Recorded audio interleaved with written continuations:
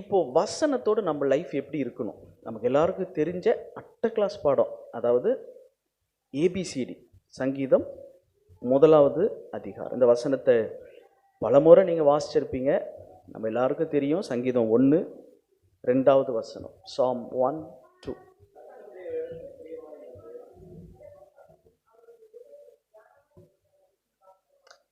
இந்த வசனத்தை நல்லா கவனிங்க தம்பி தங்கச்சி.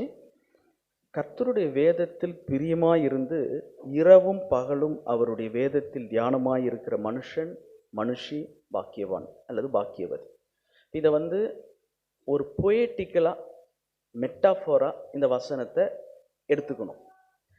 இரவு பகல், சூரிய வெளிச்சம் நிலா வெளிச்சம், 24 hours பைபிள் படிச்சுக்கிட்டே இருக்கணும், பைபிள் மெடிடேட் பண்ணிக்கிட்டே இருக்கணும், ஆடிபிளாக கேட்டுக்கிட்டே இருக்கணும், அதிகமாக பைபிள் படிச்சுட்டே இருக்கணும். லிட்ரலாக எடுத்தால் அதுதான் அர்த்தம். அப்படி செய்ய முடியுமா? முடியும்னா முடியும்.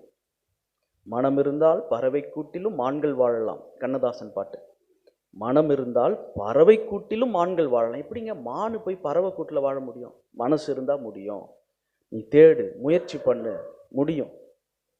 பசிக்குதுன்னு சாப்பிட்றோம்ல, சமைக்கிறோம்ல, தூங்குறோம்ல, டாய்லெட் போகிறோம்ல, குளிக்கிறோம்ல, பல்லு விளக்குறோம்ல, என்ன பிஸியாக இருந்தாலும் இதெல்லாம் செய்கிறோம்ல. தேவை வந்துருச்சுன்னா necessity is the mother of invention. நெசசிட்டின்னு இருந்தால் அது கண்டிப்பாக அங்கே வரும், நடக்கும். பெட்ரோல் குறையுது, ரிசர்வ்னா பெட்ரோல் பங்கை தேடி போகிறோம், போடுறோம்ல. ஃபோன் பேட்ரி லெவல் 0 இல்லை 3 வந்துட்டுனா சார்ஜ் பண்ணுறோம்ல. அப்புறம் ஏன் பைபிள் படிக்க முடியல அப்படின்னு ஒரு கேள்வி வருது. பிகாஸ் நெசசிட்டி இல்லை. You don't need, you don't want. அப்புறம் என்ன ஆவியான ஒரு நிரப்பணும்னு கத்துறது? வசனம் தான் ஆவியாக இருக்குது.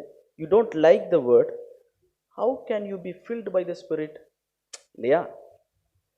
வாய் சொல்லில் வீரரடி அப்படின்னு பாரதியார் சொன்ன மாதிரி வாயிலே வடை சுடக்கூடாது. சொல்லுதல் யாருக்கும் எளிய, அறியவாம் சொல்லிய வண்ணம் செயல். சொல்றதெல்லாம் சொல்லலாம், சொல்ற மாதிரி வாழுறது தான் கஷ்டம். ஸோ ப்ராக்டிக்கலுக்கு கொண்டு வரணும்.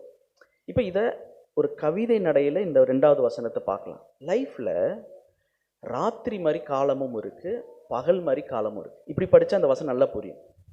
Dark days, dark moment in life. திடீர்னு மரணம், இழப்பு, திருட்டு, சிக்னஸ், வீக்னஸ், மனசில் அப்படி டிப்ரெஷன், வீட்டுக்குள்ளே சண்டை சச்சரவு, பேசிருக்கிறது இல்லை, ஹஸ்பண்ட் ஒய்ஃப், சிஸ்டர்ஸ் பிரதர்ஸ், பிரதர்ஸ்குள்ளே, ரிலேஷன்ஸ்குள்ளே, இல்லை எந்த காரணமும் இல்லை, அப்படியே டவுனாக ஃபீல் பண்ணுறேன், இல்லை பெட்டில் அப்படியே படுத்தே இருக்கணும் போல இருக்குது, இல்லை ஏதோ பழசை நினச்சி இப்போ நான் கவலைப்பட்டுக்கிட்டு இருக்கிறேன், இல்லை ஏதோ புதுசை நினச்சி இப்போ கவலைப்பட்டுக்கிட்டு இருக்கிறேன், பாஸ்ட் ஆர் ஃபியூச்சரை நினச்சி. இரவு நேரம்.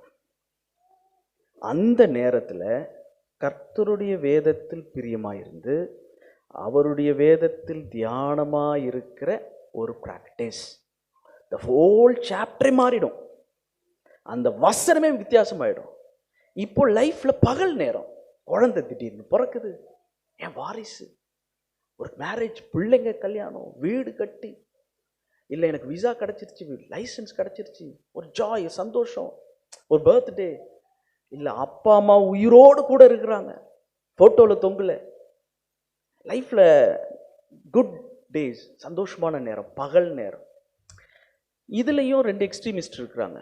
வாழ்க்கையில் டார்க் டைமில் பைபிளை படிக்க மாட்டாங்க, பகல் நேரத்தில் தான் பைபிளை படிப்பாங்க. இன்னொரு குரூப் என்ன பண்ணுவாங்கன்னா, சந்தோஷமாக இருக்கும்போது பைபிளே படிக்க மாட்டாங்க. எப்போதுமே பாட்டு MP3 ஓடிக்கிட்டு இருக்கும். வீட்டுக்கு எல்லோரும் கூப்பிட்டு ஃபங்க்ஷன் வைக்கிறோம்ல, பிரியாணி, ஈஸியாக சமைக்கிற ஒரே ஃபுட். பிரியாணி செஞ்சுருக்காங்கன்னு வீட்டில் சொன்னாங்க, தப்பாக எடுத்துக்காதீங்க.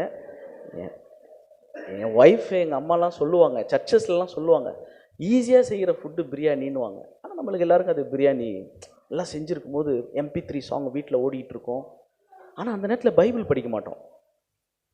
கஷ்டம்னு வரும்போது பைபிள் படிப்போம். இது ஒரு குரூப். இன்னொரு குரூப் சந்தோஷமாக இருக்கும்போது பைபிள் எடுப்பாங்க. சங்கீதம் 128, 91, 23 சங்கீதங்கள் அப்படி படிப்பாங்க. கஷ்ட நேரத்தில் படிக்கவே மாட்டாங்க, புலம்புவாங்க.